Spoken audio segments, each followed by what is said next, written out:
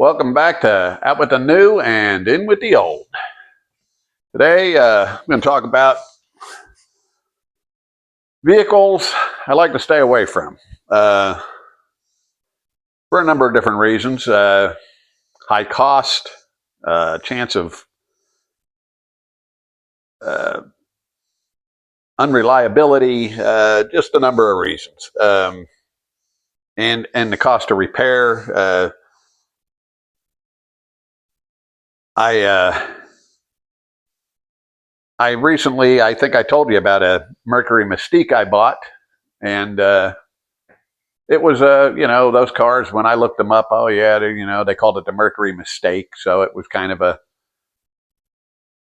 lowly rated car, and but I got the thing cheap, so I bought it, and it had service records and was driven by an older woman. So I said I'll take my chances. Got it cheap, and I never did think to the car. I drove it 2 years, put 30,000 miles on it, sold it for exactly what I paid for it, and it was still in great shape. In fact, the person that test drove it's like, I can't believe how tight this car is. I was like, yeah, I know.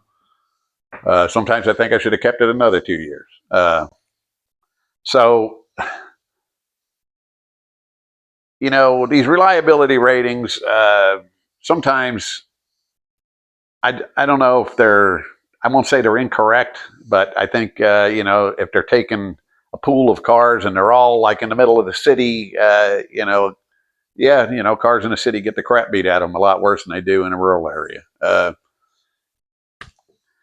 it was a good car. A car that comes to mind when I think about that, a little newer, is a Chevy Cruze. Typically terribly rated, and there's certain engines I wouldn't get with them. I think they had a diesel. I wouldn't mess with that. But I've seen them with a couple 100,000 miles on them. So I think if they're cared for and driven easy, they can do the same thing. Would I, purposely look for one? No. But if one came up real cheap and it was in nice shape and had a good background, I probably would. But getting back to the cars to stay away from. First of all, European cars. BMW, Mercedes, Jaguar, Alfa Romeo, Fiat, Volkswagen. I know I'm probably hitting a few nerves here, especially with Volkswagen, because a lot of people buy them, but I'll tell you what, all the people I know that bought a Volkswagen had problems. I have seen some Volkswagens with a lot of miles on them. But for the most part, I've also seen a ton of problems with them. Rear main seal leaks, exhaust valves coking up, they won't even run right with less than 100,000 miles on them. They were the first ones to actually have that problem, Volkswagen, with the direct injected turbo engines. Just problems. I had a neighbor that bought the TDI, the turbo diesel, and he was so happy. And he said that thing ate him alive. He bought it to go to work because he worked pretty far, and he was so happy with the fuel mileage and everything. And then when he discovered he was spending money on it day in and day out, he got rid of it. And it was a low mile car when he bought it. So the European cars, and you'll see appetizing deals. You'll see a Mercedes. In fact, I saw one on Marketplace yesterday, $3,500. Older 450 SEL, and that was their premium luxury sedan from way back. But a car like that can eat you up faster than you can imagine. It can just cost a fortune. And when you get into, around 2000s, through the early 2000s Mercedes, you can have a $20,000 problem. I mean, it's just that simple. And BMW, the same thing. Jaguar, the same thing. I mean, those cars can hit you hard. So European cars, just I know they're appetizing because, you know, they are. If you drive one and it's in good shape, they are nice. You know, I've driven them and they're really, you know, nice driving experience. But as far as an owning experience, that's a whole different story. In other words, you don't have to be wealthy to buy one. You have to be wealthy to keep one. CVT transmissions. Totally against them. I hate them. I think it's one of the worst things they ever came out with. They say it's for fuel economy. I say it's because they're cheap to make. Do not buy a Nissan with a CVT transmission. Just don't even look at it. Don't even think about it. Now, Hondas and Subarus have CVTs that seem to be better, but they're still not without problems.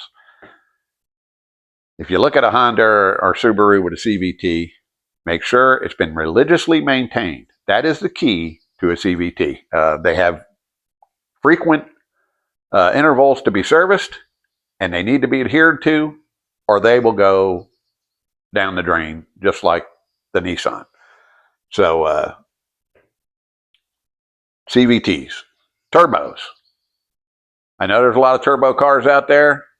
Try to stay away from them. Just try to stay away from them. It's a high-stress engine, extra heat, oil problems, gas coking on the valve problems, just lots of problems. And expense. Turbos aren't cheap. Paying somebody to replace them isn't cheap. Paying somebody to work on that car for anything else isn't cheap because there's so much stuff in there. Labor just goes through the roof. Direct injection, another great new thing that came out, better fuel economy, better performance, more horsepower per cubic inch, but another expensive thing, and another one that causes the exhaust valves coking. If they go bad, it's a lot more work to change them. I just prefer to stay away from it. I've seen direct injected engines that did have high mileage on them. Again, I guess I would, you know, if somebody adhered to the exhaust cleaning procedures or the intake cleaning procedure that cleans the valves and had receipts to prove it, I may take a chance if the price is right. But keep in mind, if any of those injectors go bad, it's going to get expensive. Now I'll just take an engine out of the hat, 3.6 GN. Timing chain issues out the butt, especially early on. I think they got better later. I'm not 100% sure on that, but it seems like those engines just had nothing but problems and had it at 60, 70,000 miles.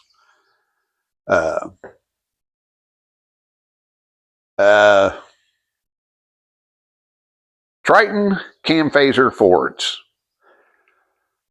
I believe 04 to around 11, 10, 11. I don't quote me on this, somewhere in that neighborhood. Just don't even buy one. That's another one. Don't even look at it. Those engines, they start throwing shrapnel. The engine's gone.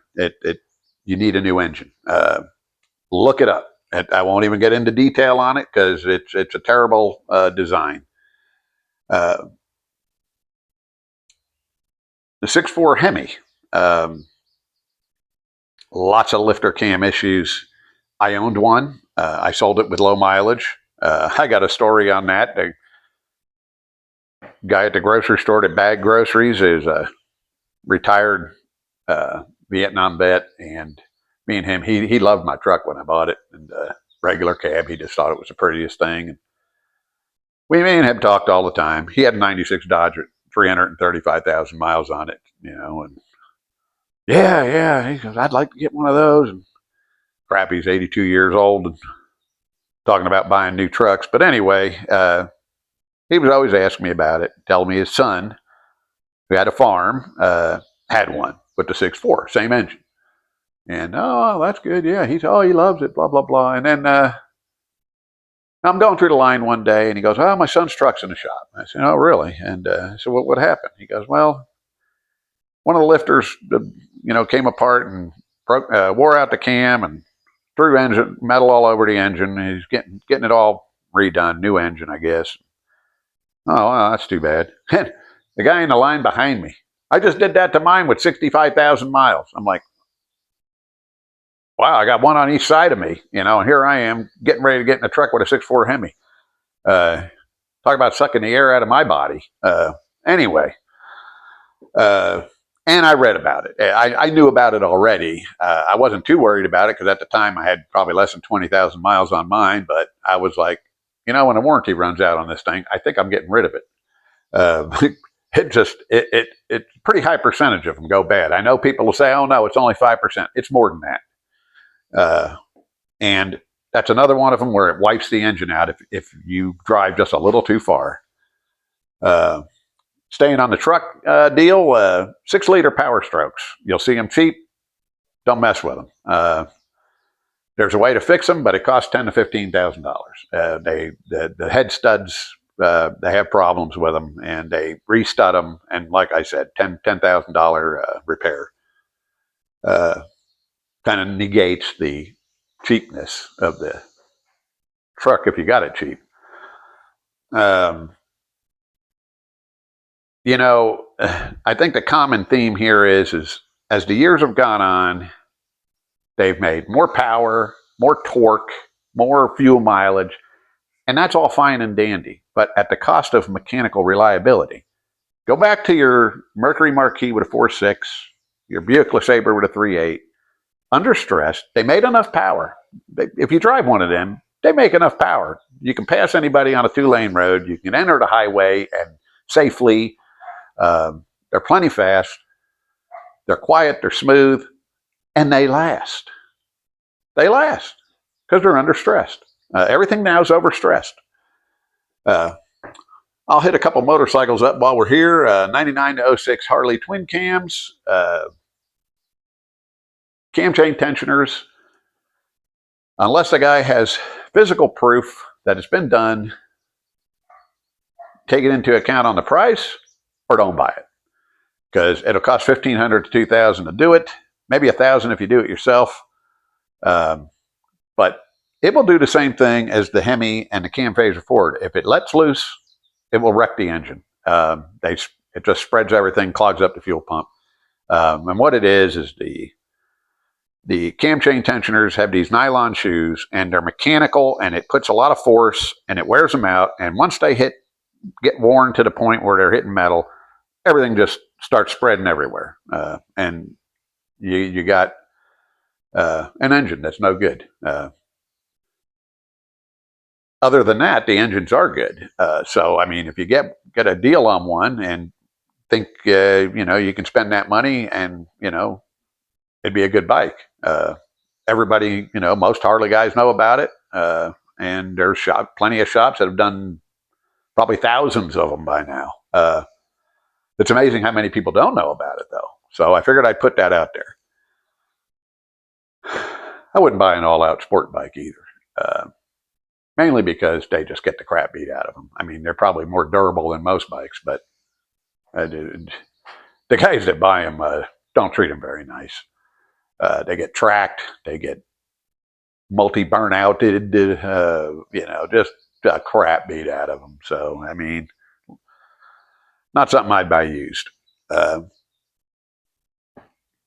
Most of your Japanese bikes are really reliable. A lot of Harleys are. Again, as long as the maintenance is done. A lot of BMWs are, but yeah, again, we're getting into where if you got a problem, it may cost you a lot. But some BMWs are known to really go a lot of miles. Triumphs seem to be good bikes, but again, repairs, buying parts, kind of high, but it's high for all motorcycles, really. You can't buy motorcycle parts cheap. Doesn't matter what kind of bike it is, doesn't seem like. In fact, as far as buying stuff cheap, Harleys are probably the best because there's so much stuff out there. You can get off of eBay and Marketplace. You can find guys, selling parts, where that's not so much the case with other bikes.